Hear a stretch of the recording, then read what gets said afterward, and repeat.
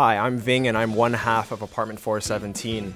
I just released a new song called The Perfect Person featuring Desmond on the vocals. I wanted to make a video today to kind of reflect on the process behind how this song was conceived and eventually made, and to think about what went well, what didn't go well, the things that I liked about the track, and the things that I want to improve on future songs.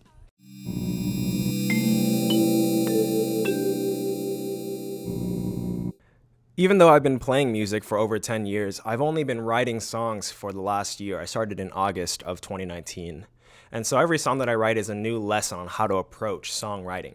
There are no right ways to write a song. There's no one best way. But the way that it has worked for me and the way that I understand it is getting 3 macro ideas accomplished.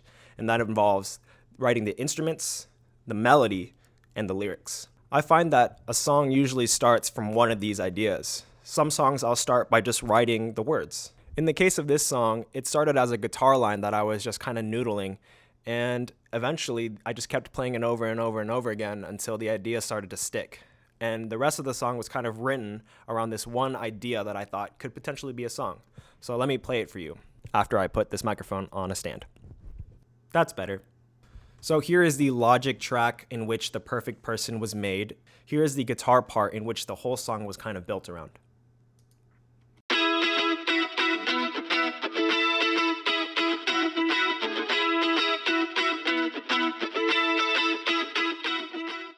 So that was the part that I was just noodling in my room, and that was of the 3 macro categories where I started the instrumental of the pop song that I was writing. Ironically, this part actually never made it into the song because it clashed too much with the vocals. Let me play a sample of the vocals plus this guitar line, and you'll understand why.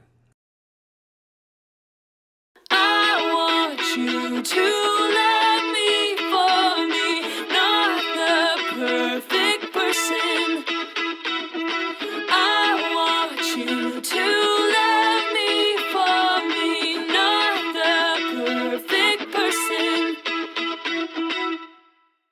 So even though this whole song was kind of written around that one guitar line, I eventually had to cut it because I wrote all the instruments before writing a single line of melody or lyrics. And so the guitar line eventually had to go. Nonetheless, the entire song started from that one idea. So after I wrote the basic instrumental parts of this song, that allowed me and Catalina to sit in this room and run all the vocal sections over and over and over again until we had an idea of what the wordless melody would sound like. That allowed me then to sit in my room and write the lyrics, which would be this song. Boy, your love is so expensive, putting on the masquerade. I don't recognize the person acting up this whole charade. During that whole process, it became clear to both Catalina and I that it should be Desmond to sing in this song. And Mary's a super talented vocalist from California, and her and I have been playing in ensembles for years, and so I'm so gracious that she decided to sing on this song with us. Because I live in Texas and she lives in California, there was only a small window to get this done. Luckily, I was visiting some friends and family at the time, and we found 2 hours out of the week to get it done. Because I was traveling from Texas to California, and because I'm still new to this whole recording thing, I forgot to bring a mic stand and a pop filter to the vocal recording. And so Mary had to sit in the session with a microphone in her hand and an iPhone in the other for the lyrics. And to top it all off, we found a sock in her bag to put over the microphone to compensate for not having a pop filter. I still to this day don't know if that sock was used or not, but nonetheless, we got the takes. Anyways, because we didn't have a pop filter, some of the plosives tend to come out in the recording. And so if I solo out this lead vocal here, you can hear the plosives loud and clear. Here it goes. Boy, your love is so expensive, putting on the masquerade. I don't recognize the person acting up this whole charade. Loving you's like sipping poison, trying to change my DNA. If you had the power to change me, would you love me anyway? So I would have liked to have a pop filter to kind of reduce that, but in the grand scheme of the entire mix, it isn't too noticeable. Here's what it sounds like in the total mix. Loving you's like sipping poison, trying to change my DNA. If you had the power to change me, would you love me anyway? At the end of the recording session, we had about 15 minutes left to spare after recording all the lead vocals and all the background vocals. And so I really wanted to have Mary go off and have her moment on this song. And so I just looped this outro section and we just went over and over and over again. And I asked Mary to just do all the runs she had in her vocabulary. From all these vocal takes, I had to kind of narrow it down, cut it down to what would succinctly be the final part of the song. And so here are the runs and the lead vocal together when I solo them out. I want you to love me, not the perfect person. Oh, I want you to love me, not the perfect person. Not the perfect person.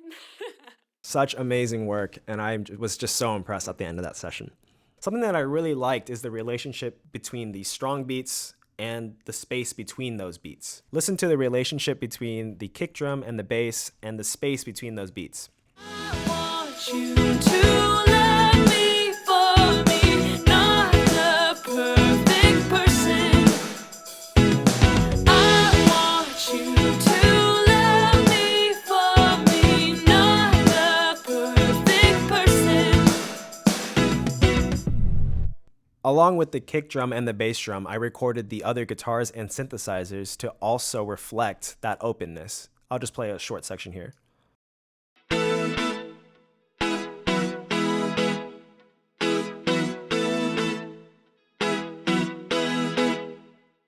I just love the space in between those beats so much. I really don't know why. There's a lot of things about this song that I'd like to improve on, but if I had to pick one thing, it would be the bass and how it turned out in this song. The bass was recorded on synthesizers, and because I'm not much of a keyboard player, I had to quantize and change the MIDI of a lot of the notes to kind of make it work. And as a result, it kind of lost the human element of playing the instrument. So you can kind of hear what I'm talking about when I solo the bass out by itself.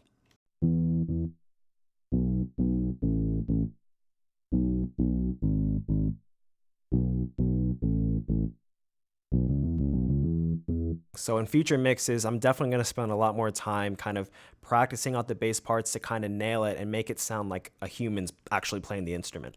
So I think that's all I wanted to share with you today in this video. Obviously, there's a lot more stuff that I could talk about, but I wanted to keep this video pretty tight.